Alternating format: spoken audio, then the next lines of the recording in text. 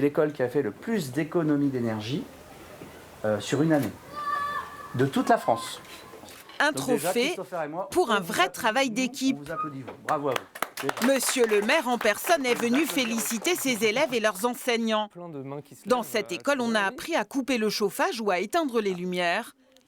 Des bons gestes devenus des évidences pour ces écoliers. Bah oui, déjà, effectivement, en hiver, on ne laisse pas la fenêtre ouverte comme ça. Si tu allumes le chauffage et tu laisses la fenêtre ouverte, et bah, du coup, la chaleur, elle va s'évaporer. On pourrait mettre plus de fenêtres pour avoir plus de lumière, mais avec des volets, par exemple, si c'est l'été, il fait trop chaud, on doit quand même faire que ça soit moins chaud pour qu'on n'a pas trop chaud dans la classe. La planète, elle a besoin de nous, elle est un peu menacée à cause de l'usage de l'énergie.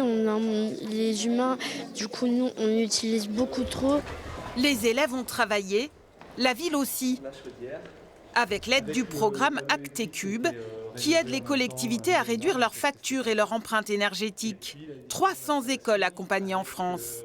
On est arrivé à 30% d'économie en un an en combinant des solutions techniques d'amélioration de réglage de nos chaufferies, de faire en sorte de chauffer les espaces que quand ils en ont besoin, etc. 30% sur une école, on est à plus de 10 000 € déjà.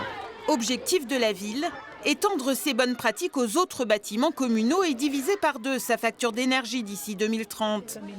Poursuivre aussi l'aventure Actecube en formant de nouveaux élèves aux enjeux du réchauffement climatique.